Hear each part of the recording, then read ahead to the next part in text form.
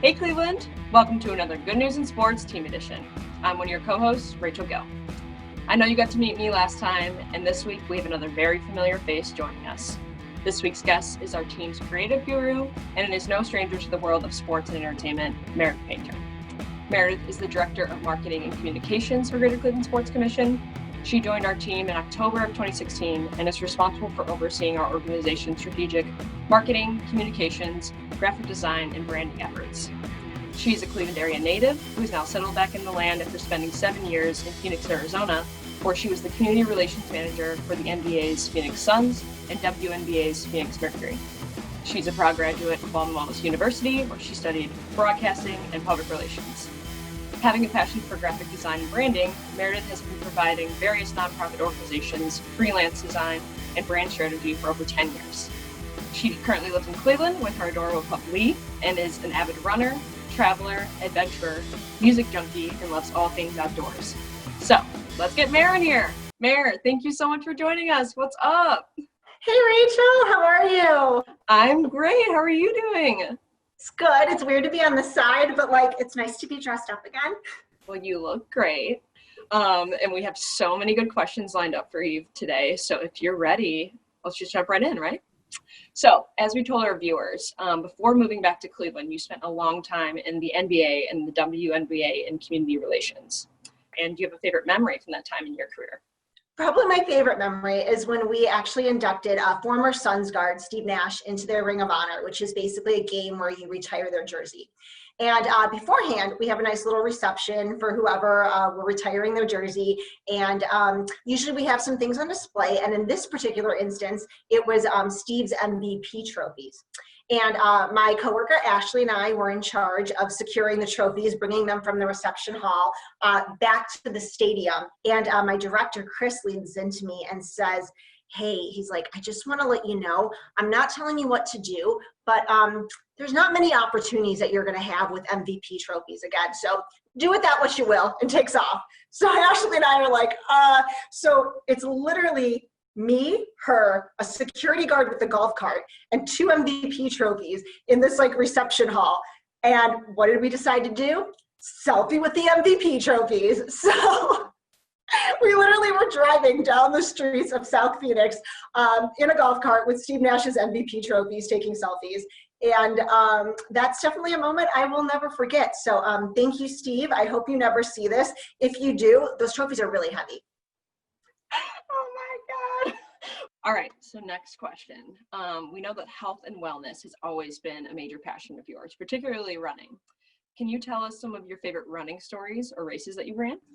Oh my gosh, absolutely. I would love to share. Actually, why don't I just show you? This is my medals holder. I do a lot of fun crafts and woodworking stuff. And one of my friends, he owns a chop shop called Hoagie Pete's Chop Shop. And he helped me bring this design to life. So this was my first race ever. This was actually the 2009 Cleveland Half Marathon. I had never run a race before in my entire life. My favorite memory of this was I was basically getting close to the end around mile 12, and I really didn't know what to expect because, again, I've never run before. And I'm coming into downtown Cleveland, and I see this banner across the street, and I'm like, that must be it. That must be the finish line. And at the very moment that clicked in my head, Journey's Don't Stop Believing came on my iPod, and I was like, this is my moment. So I pulled away from my friend and started sprinting into downtown Cleveland, get to the banner, realize I still have almost a full mile left to go. That was just hey, you're close. And I totally tanked, and all my friends passed me at the end, and I'm crawling through the finish line. This one was actually from Hawaii. I went to Kona, the Big Island, and I ran this there, which was cool because it's actually part of the Ironman course. Oh, a ton of Ragnar relays. There's probably about 6 of those here, which is a 200 mile team relay. And actually, one year, my team finished first, and we got a baton And then probably the most recent one I've done was this Full Moon Trail series, which is put on by Hermes, a local race company. And this was awesome because, again, humble brag, I placed top 3 in all of the 4 races. So that was a lot of fun. Mer, like, I think I probably speak for all the viewers right now, but like, I'm just in amazement that like someone has actually just ran that much in their life. So this is just really cool, and just such a cool way that you've displayed it all and incorporated like your logo and stuff. Like, and congrats on the Hermes Trail series. Thank you. It just, I don't know, it's something that I'm really passionate about.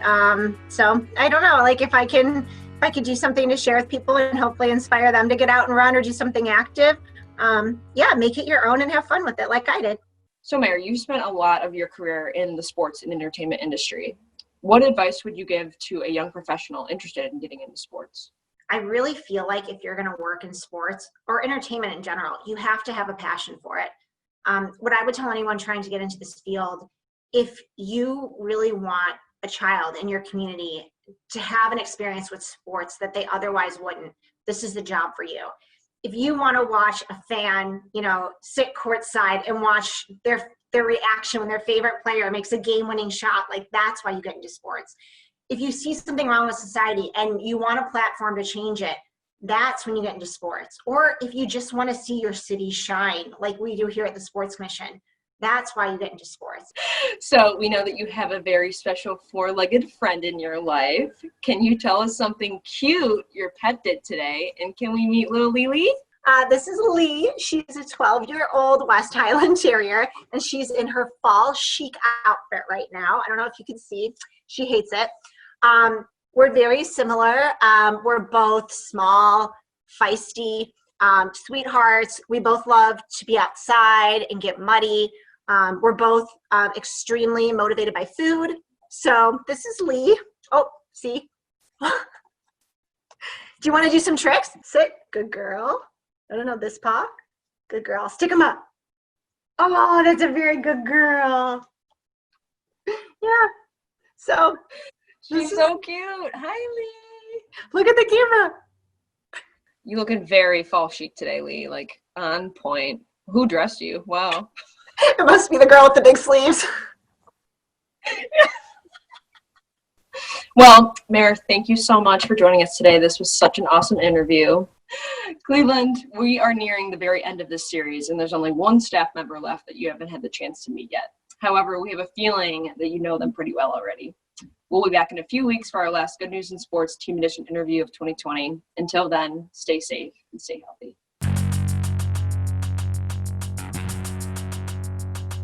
So for those of us who survived the trends of the 2000s, great time.